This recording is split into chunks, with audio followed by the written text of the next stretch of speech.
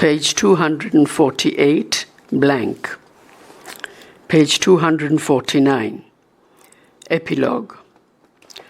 To safeguard democracy, the people must have a keen sense of independence, self-respect, and their oneness. The spirit of democracy cannot be imposed from without. It has to come from within. Mahatma Gandhi. Para. Mahatma Gandhi's observations have a prescient ring to them if we study the dramatic decade of the 1970s. Indira Gandhi, India's first woman prime minister and one who had her finger on the pulse of the masses, was voted out by an unforgiving populace after the emergency. But then, reminded of her vision of development and progress, her commitment to the cause of the poor and the disadvantaged, and her ability to equally take the rough with the smooth and not waver, the people of India decisively brought her back to power in 1980.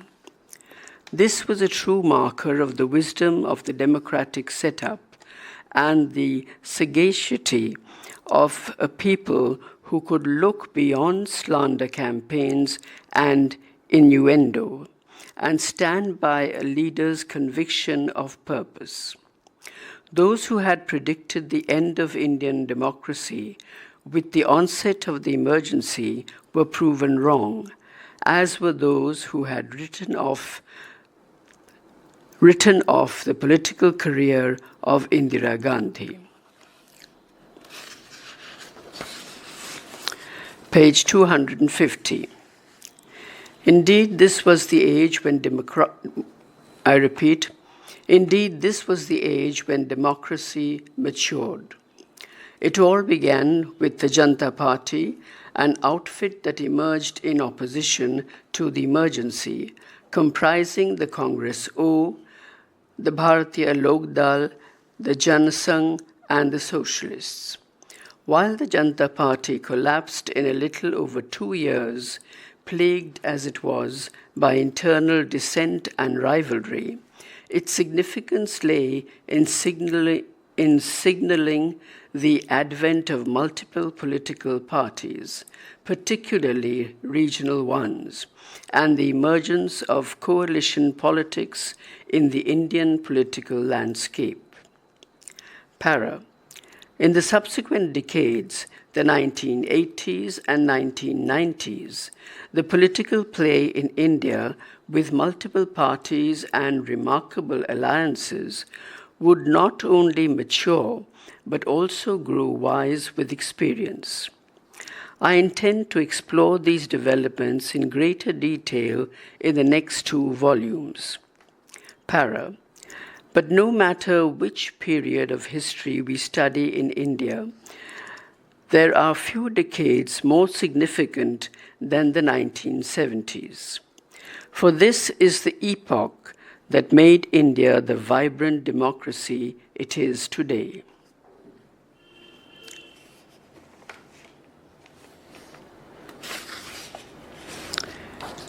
Page 251. Appendix 1. Mujib's 6-point Charter of Demands.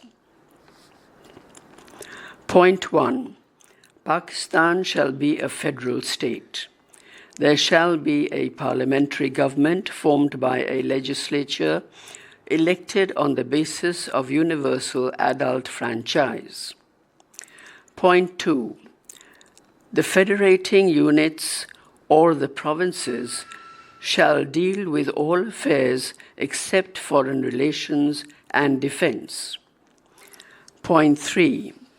There shall be 2 separate but easily convertible currencies for the 2 wings of Pakistan.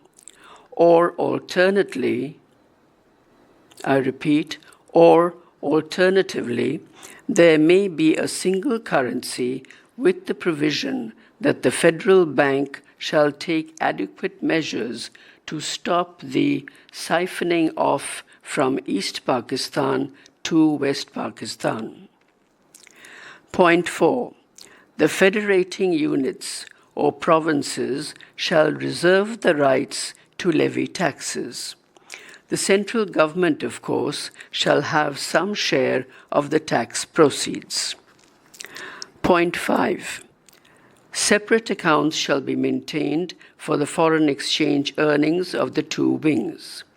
The foreign exchange earned from foreign trade shall be under the control of the respective wings.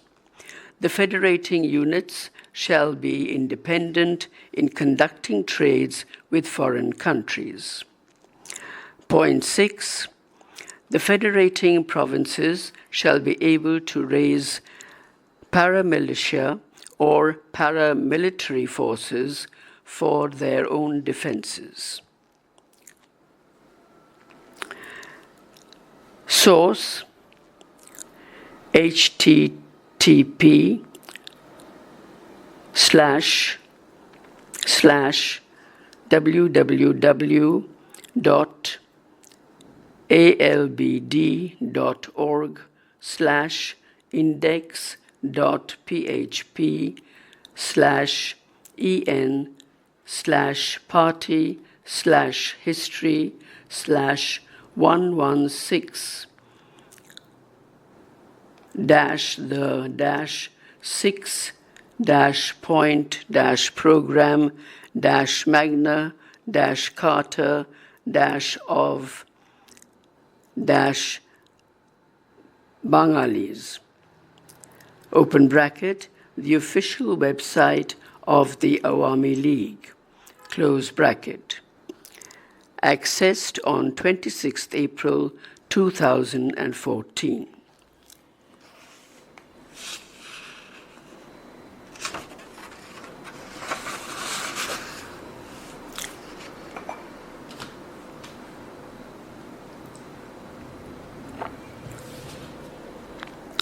Page 252.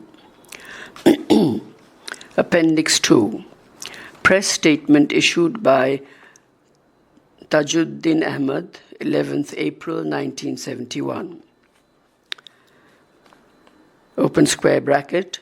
The press statement has been reproduced in the third volume of the documents of the independence struggle of Bangladesh. Close square bracket. To the people of the world. Bangladesh is at war. It has been given no choice but to secure its right of self-determination through a national liberation struggle against the colonial oppression of West Pakistan. Para. The face of positive attempts by the government of Pakistan to distort the facts in a desperate attempt to cover up their war of genocide in Bangladesh, the world must be told the circumstances under which the peace-loving people of Bangladesh were driven to substitute armed struggle for parliamentary politics to realize the just aspirations of the people of Bangladesh. Para. The 6-point program for autonomy for Bangladesh within Pakistan had been put forward in all sincerity by the Awami League as the last possible solution to preserve the integrity of Pakistan. Fighting the elections to the National Assembly on the issue of 6 points, the Awami League won 167 out of 169 seats from Bangladesh in a House of 313. Its electoral victory was so decisive that it won 80% of the popular votes cast. The decisive nature of its victory placed it in a clear majority within the National Assembly. Page 253. Para. The post-election period was a time of hope for never had a people spoken so decisively in the history of parliamentary democracy. It was widely believed in both wings that a viable continuation, I repeat, that a viable constitution based on 6 points could be worked out. The Pakistan People's Party, which emerged as the leading party in Sindh and Punjab, had avoided raising the issue of 6 points in their election campaign and had no obligation whatsoever to its electorate to resist it. I repeat, had no obligation whatsoever to its electorate to resist it. In Baluchistan, the dominant party, National Awami Party, was fully committed to 6 points. In NWFP, the NAP, dominant in the Provincial Assembly, was also a believer in maximum autonomy. The course of the elections, which marked the defeat of the reactionary parties, therefore gave every reason to be optimistic about the future of democracy in Pakistan.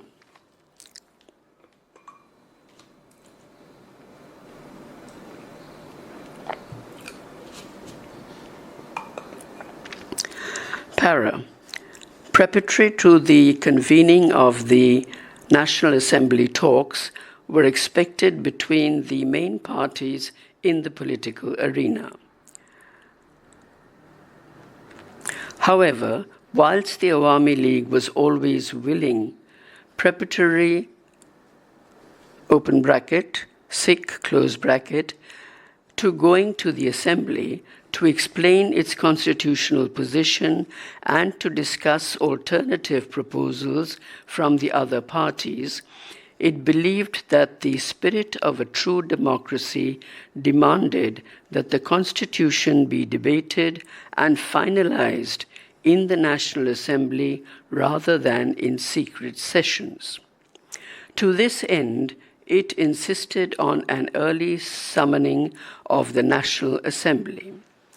In anticipation of this session, the Awami League worked day and night to prepare a draft constitution based on 6 points and fully examined all the implications of formulating and implicating such a constitution. Para. The first major talks over Pakistan's political future took place between General Yahya and Sheikh Mujibur Rahman in mid-January. In this session, General Yahya probed the extent of the Awami League's commitment to its program and was assured that they were fully aware of its implications. But contrary to expectations, Yahya did not spell out his own ideas about the Constitution. General Yahya gave the impression of not finding anything seriously objectionable in 6 points, but emphasized the need for coming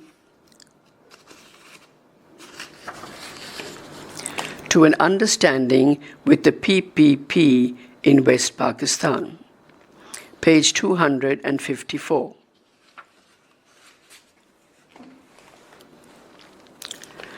The next round of talks took place between the PPP and the Awami League from 27 January 1971 in Dhaka, where Mr. Bhutto and his team held a number of sessions with the Awami League to discuss the Constitution.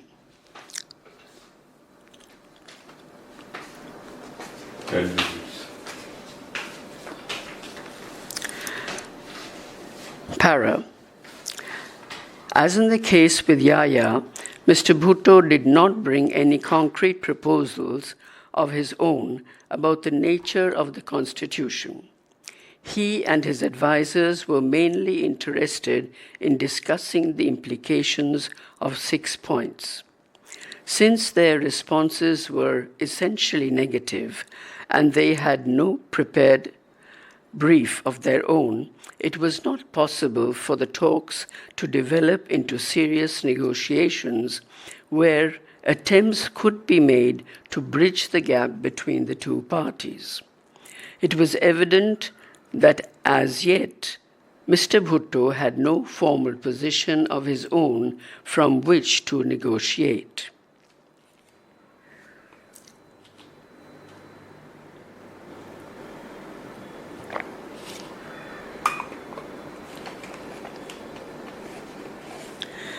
Para. It must be made clear that when the PPP left Dhaka, there was no indication from their part that a deadlock had been reached with the Awami League. Rather, they confirmed that all doors were open and that following a round of talks with West Pakistani leaders, the PPP would either have a second or more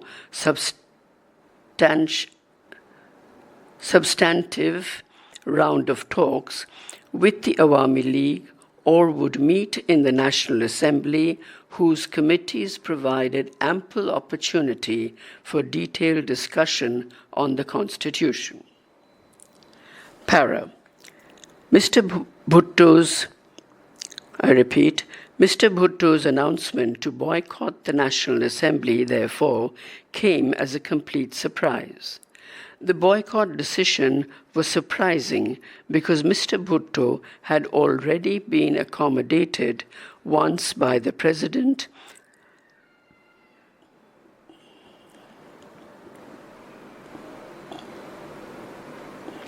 when he refused Sheikh Mujib's plea for an early session of the Assembly on 15 February and fixed it in line with Mr. Bhutto's preference for 3rd March. Para.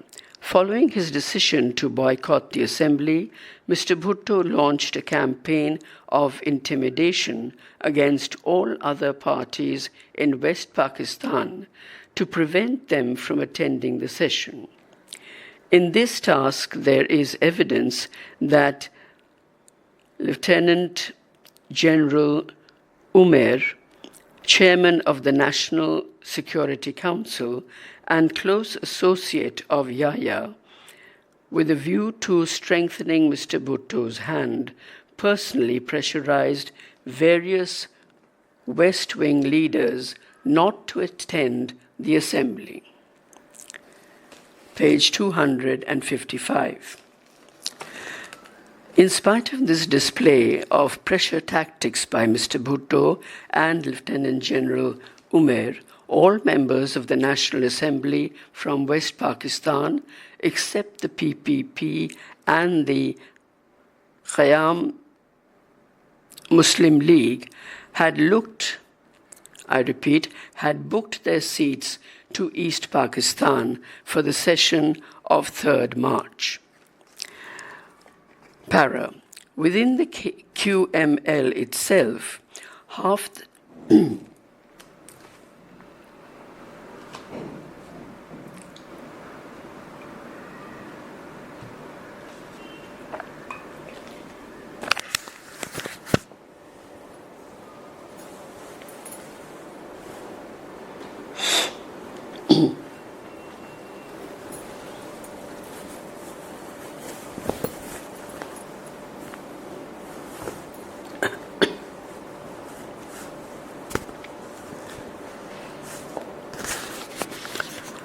I repeat, within the QML itself, half their members had booked their seats and there were signs of revolt within the PPP, where many members were wanting to come to Dhaka.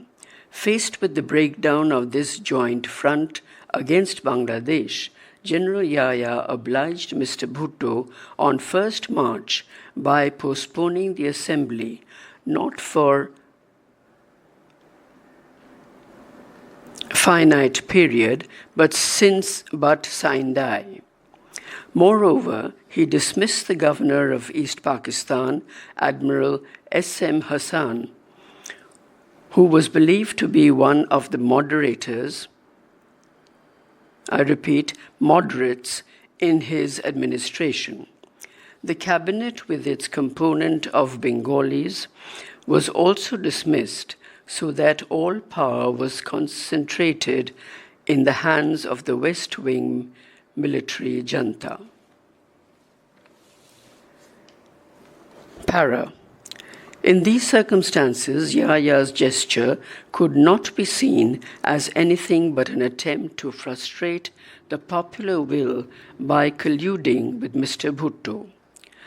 The National Assembly was the only forum where Bangladesh could assert its voice and political strength.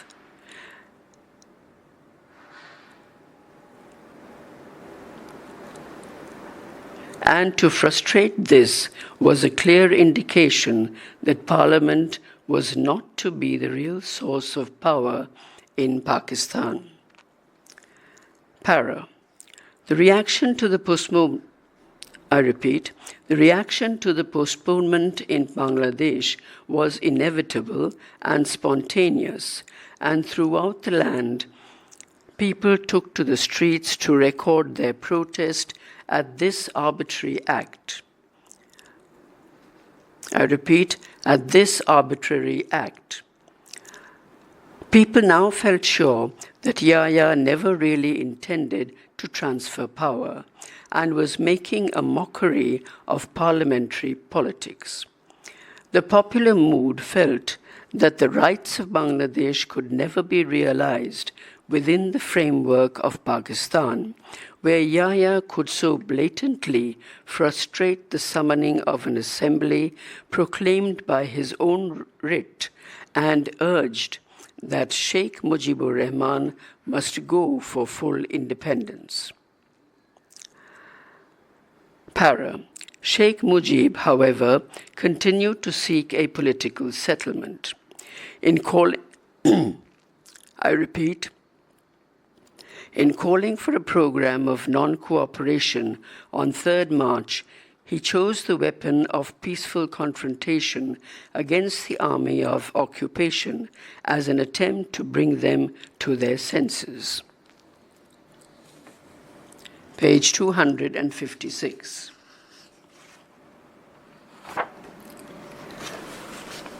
This was in itself a major gesture in the face of the cold-blooded firing on unarmed demonstrators on the 2nd and 3rd March, which had already led to over 1,000 casualties. Para. The course of the non-cooperation movement is now a part of history. Never in the course of any liberation struggle has non-cooperation been carried to the limits attained within Bangladesh between 1st and 25th March.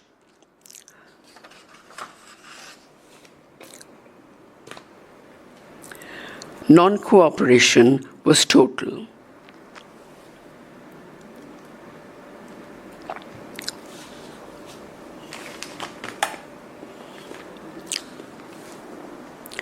No judge of the High Court could be found to administer the oath of office to the new governor, Lieutenant General Tikka Khan. The entire civilian administration, including the police and the civil service of Pakistan, refused to attend office. The people stopped supply of food to the army. Even the civilian employees of the defense establishment joined the boycott. Non-cooperation did not stop at abstention from work. The civil administration and the police positively pledged their support to Sheikh Mujibur Rahman and put themselves under his orders. Para. In this situation, the Awami League, without being a formally constituted government, was forced to take on the responsibility of keeping the economy and administration running whilst non-cooperation lasted. In this task, they had the unqualified support not only of the people, but the administration and business community. The latter two subordinated themselves to the directives of Awami League and accepted them as the sole authority to solve their various problems. Para. In these unique circumstances, the economy and administration were kept going in spite of the formidable problems arising out of the power vacuum which had suddenly emerged in Bangladesh. In spite of the lack of any formal authority, Awami League volunteers in Awami League volunteers in cooperation with the police maintained a level of law and order which was a considerable improvement on normal times. Para. Faced with this demonstration of total support to the Awami League and this historic non-cooperation movement, General Yahya appears to have modified his tactics. On the 6th March, he still seemed determined to provoke a confrontation when he made his highly provocative speech, putting the full blame for the crisis on the Awami League and not even referring to the architect of the crisis, Mr. Bhutto. It seems that he expected a declaration of independence on 7th March. The army in Dhaka was put on full alert to crush the move, and Lieutenant General Tikka Khan was flown to replace Lieutenant General Yaqub to signify the hardening of attitudes within the junta. Para. Sheikh Mujib, however, once again opted for the path of political settlement in spite of massive public sentiment for independence. In presenting his 4-point proposal for attending the National Assembly, he not only had to contain the public mood, but to leave a way open for Yahya to explore this last chance for a peaceful settlement. Para. It is now clear that Yahya and his generals never had the slightest intention of solving Pakistan's political crisis peacefully, but were only interested in buying time to permit the reinforcement of their military machine within Bangladesh. Yahya's visit to Dhaka was a mere cover for his plan of genocide. It now becomes clear that contingency plans for such a crisis had already begun well in advance of the crisis. Para. Shortly before the 1st March, tanks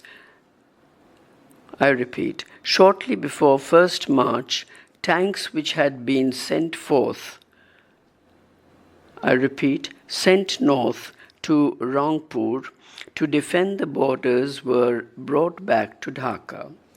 From 1st March, the families of army personnel were being sent off to West Pakistan on a priority basis along with the families of West Pakistani businessmen.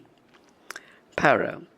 The military build-up was accelerated after 1st March and continued throughout the talks up to 25th March. Members of the armed forces dressed in civilian clothes were flown in PIA commercial flights via Ceylon. C-130s carrying arms and provisions for the garrisons flew into Dhaka. It is estimated that up to 1 division with complementary support was brought into Bangladesh between 1st and 25th March. To ensure security, the airport was put under strict Air Force control and heavily guarded with artillery and machine gun nets, whilst movement of passengers was strictly supervised. An SSC commando group, specially trained for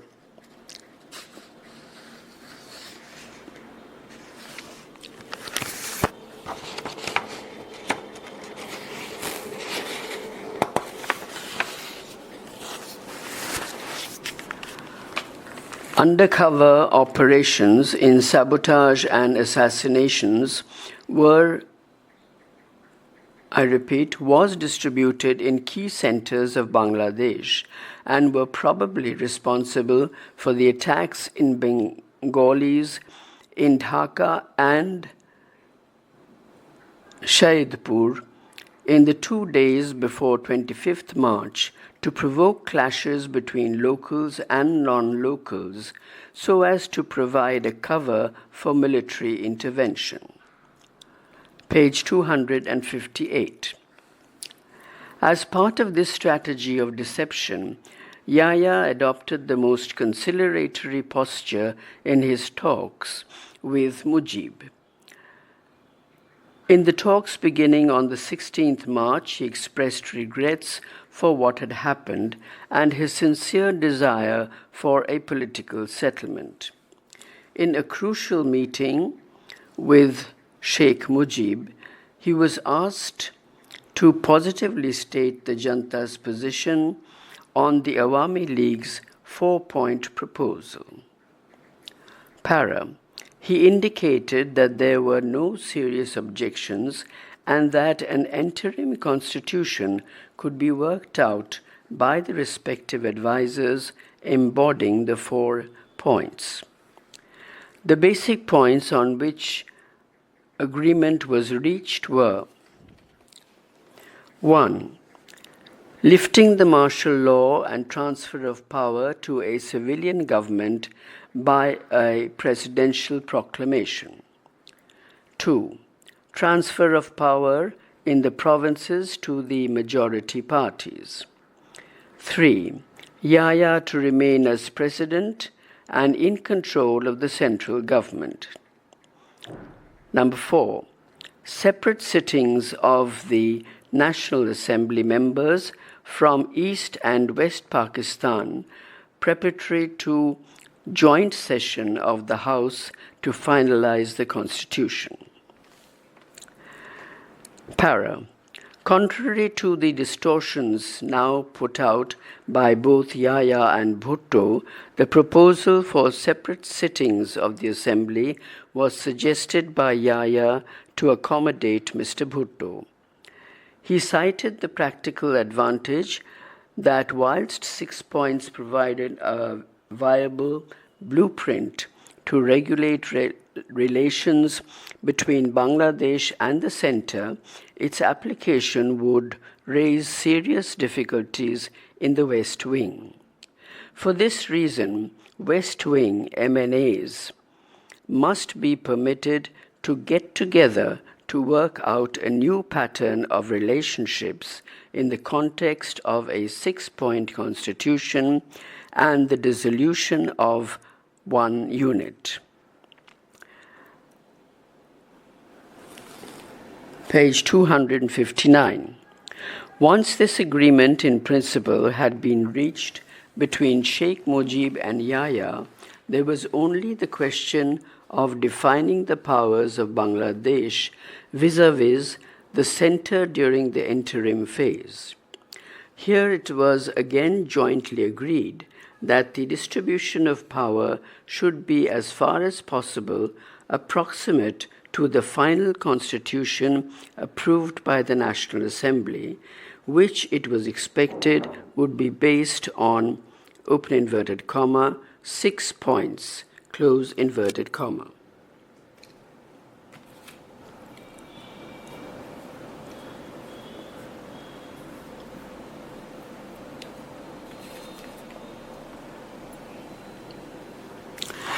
Para. For working out this part of the interim settlement, Mr. M.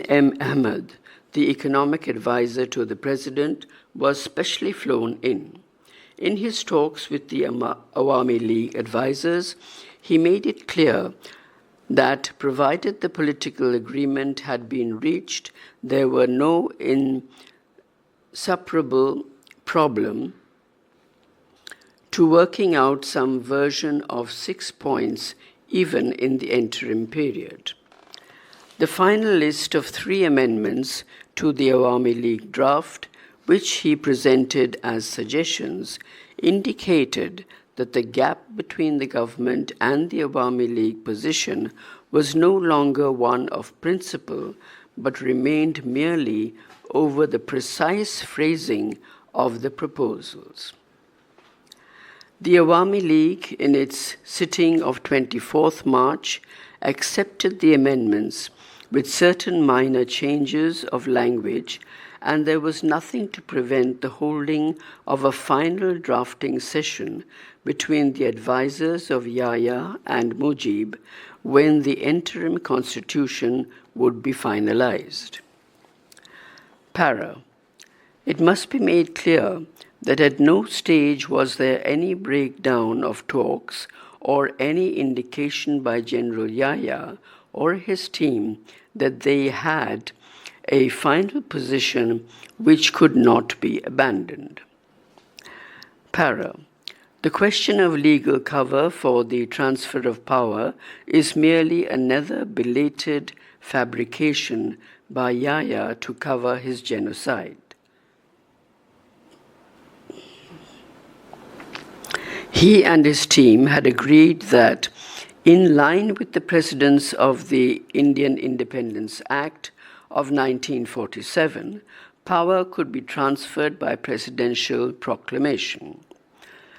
The notice that there would be no legal cover to the arrangement, raised subsequently by Mr. Bhutto and endorsed by General Yahya, was never a bone of contention between Sheikh Mujib and Yahya. There is not the slightest doubt that had Yahya indicated that a meeting of the National Assembly was essential to transfer power, the Awami League would not have broken the talks on such a minor legal technicality.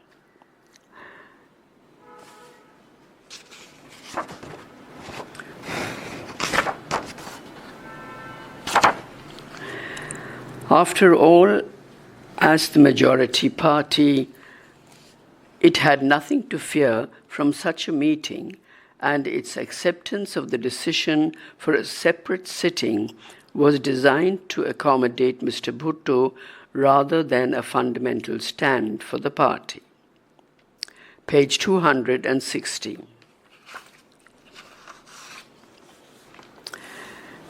Evidence that agreement in principle between contending parties had been reached is provided by Mr. Bhutto's own press conference on 25th March. It is not certain what passed in the separate session between General Yahya and Mr. Bhutto, but there is evidence that deliberate falsehoods about the course of the talk with the Awami League were fed to the PPP, who were told that Sheikh Mujib was determined to have a showdown and was daily escalating his demands. Needless to say, not the slightest indication of these misgivings had been raised in the meetings between the Awami League team and General Yahya's advisors, where amicability and optimism prevailed to the end. Para. Whilst hope for the settlement was being raised, more ominous signs of the intentions of the army were provided by their sudden decision to unload the munition ships MV Swat, berthed at Chittagong port. Preparatory to this decision, Brigadier Mazumdar, a Bengali officer commanding the garrison in Chittagong, had been suddenly removed from his command and replaced by a West Pakistani. On the 24th night, he was flown to Dhaka under armed escort and has probably been executed. Under the new command, notice was given to local authorities of the decision to unload the ship in spite of the fact that the army had abstained doing so for the last 17 days in the face of non-cooperation from the port workers. The decision to unload was a calculated provocation which immediately brought 1 lakh people on the streets of Chittagong and led to massive firing by the army to break their way out. The issue was raised by the Awami League with General Pirzada as to why this escalation was being permitted whilst talks were still going on. He gave no answer beyond a promise to pass it on to General Yahya. Para. Following the final meeting between General Yahya's and Awami League's advisors on 24th March, where Mr. M. Ahmed passed on his amendations, passed on his amendments, a call was awaited from General Pirzada for final session where the draft could be finalized. Page 261. No such call materialized, and instead it was learnt that Mr. M. Ahmed, who was central to the negotiations, had suddenly left for Karachi on the 25th morning without any warning to the Awami League team. Para. By 11 p.m. of the 25th, all preparations were ready and the troops began to take up their positions in the city. In an act of treachery unparalleled in contemporary history, a program of calculated genocide was unleashed on the peaceful and unsuspecting population of Dhaka by midnight of 25th March. No ultimatum was given to the Awami League by Yahya.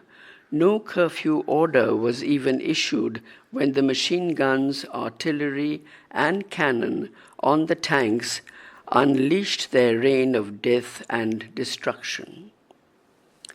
Para. By the time the first martial law proclamations issued by Lieutenant General Tika Khan were broadcast the next morning, some 50,000 people, most of them without offering any resistance, and many women and children had been butchered. Dhaka had been turned into an inferno with fires raging in most corners of the city. Sleeping inhabitants who had been drawn from their homes by the fires started by the military were machine-gunned as they ran to escape the flames. Para. Whilst the police, EPR, and armed volunteers put up a heroic resistance, the main victims remained the weak, the innocent, and the unsuspecting who were killed at random in their thousands. We are compiling a first-hand account of the details of genocide committed by the Pakistan Army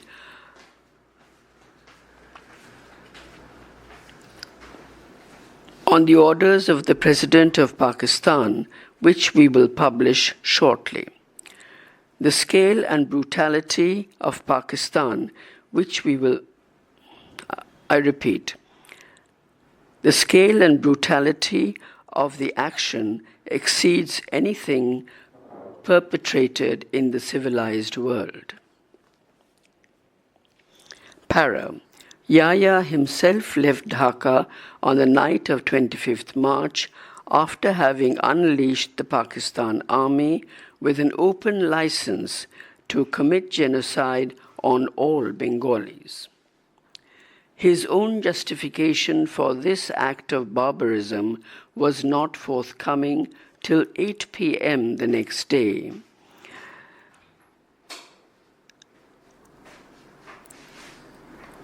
When the world was given its first explanation for the unleashing of this Holocaust.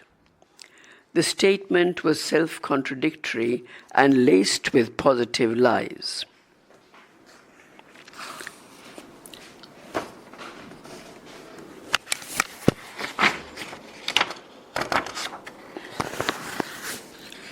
His branding of a party as traitors and outlaws, with whom he had only 48 hours ago been negotiating for a peaceful transfer of power, bore no relationship to the situation in Bangladesh or the course of the negotiations.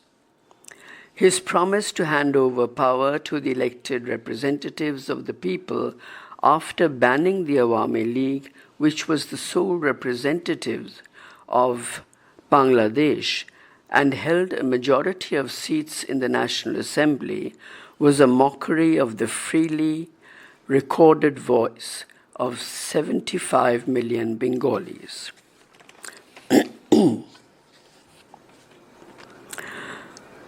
The crudity of the statement was clear evidence that Yahya was no longer interested in taking shelter behind either logic or morality and had reverted to the law of the jungle in his bid to crush the people of Bangladesh.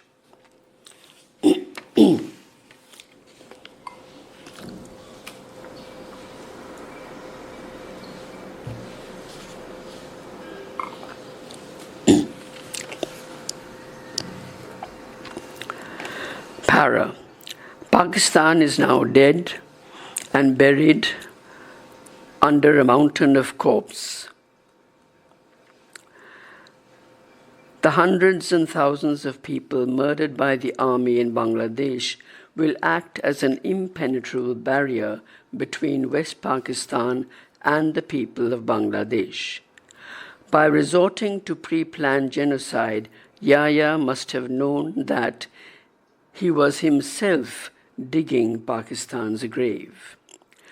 The subsequent massacres perpetrated on his orders by his licensed killers on the people were not designed to preserve the unity of a nation. They were acts of racial hatred and sadism, devoid of even the elements of humanity. Professional soldiers on orders violated their code of military honor and were seen as beasts of prey who indulged in an orgy of murder, rape, loot, arson, and destruction unequaled in the annals of civilization. These acts indicate that the concept of two countries is already deeply rooted in the minds of Yahya and his associates, who would not dare commit such atrocities on their own countrymen. Para. Yahya's genocide is thus without political purpose. It serves only as the last act in the tragic history of Pakistan, which Yahya has chosen to write with the blood of the people of Bangladesh. The objective is genocide and scorched earth before his troops are either driven out or perish.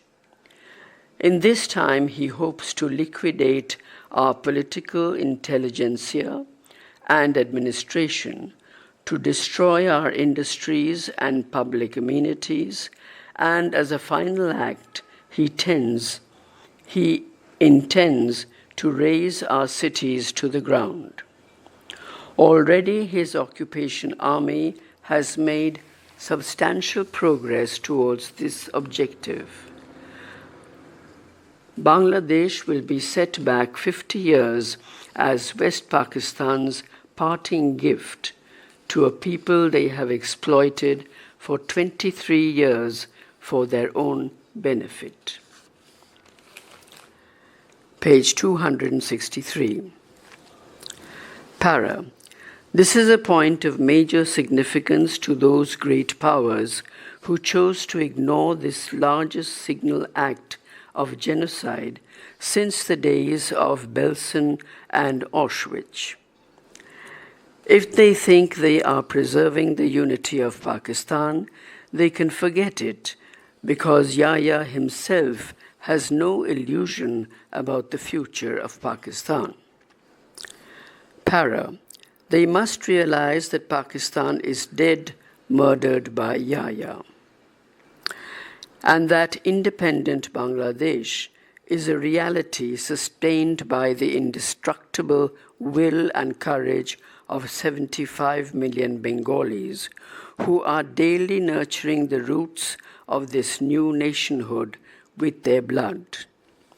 No power on earth can unmake this new nation, and no sooner or later, I repeat, and sooner or later, both big and small powers will have to accept it into the world fraternity. Para. It is therefore in the interest of politics, as much as humanity, for the big powers to put their full pressure on Yahya to cage his killers and bring them back to West Pakistan. We will be eternally grateful to the people of the USSR and India and the freedom-loving people of all the countries for their full support they have already given us in this struggle. We would welcome similar support from the People's Republic of China, USA, France, and Great Britain, and others. Each in their own way should exercise considerable leverage on West Pakistan, and were they to exercise this influence, Yahya could not sustain his war of aggression against Bangladesh for a single day longer. Para. Bangladesh will be the 8th most populous country in this world. Its only goal will be to rebuild a new nation from the ashes and carnage left behind by Yahya's occupation. I repeat, Para. Bangladesh will be the 8th most populous country in the world. Its only goal will be to rebuild a new nation from the ashes and carnage left behind by Yahya's occupation army. It will be a stupendous task because we are already one of the world's poorest nations. But we now have a cause and a people who have been hardened in the resistance, who have shed their blood for their nation and won their freedom in an epic struggle which pitted unarmed people against a modern army. Such a nation cannot fail in its task of securing the foundations of its nationhood. Page 264. Para. In our struggle for survival, we seek the friendship of all people, the big powers and the small. We do not aspire to join any bloc or pact, but will seek assistance from those who give it in a spirit of goodwill, free from any desire to control our destinies. We have struggled far too long for our self-determination to permit ourselves to become anyone's satellite. Para. We now appeal to the nations of the world for recognition and assistance, both material and moral, in our struggle for nationhood. Every day this is a delayed, I repeat, every day this is delayed, 1,000 lives are lost, and more of Bangladesh's vital assets are destroyed. In the name of humanity, act now and earn our undying friendship. Para. This we now present to the world as a case, capital C-A-S-E, case of the people of Bangladesh. No nation has a greater right to recognition. No people have fought harder for this right. Joy Bangla.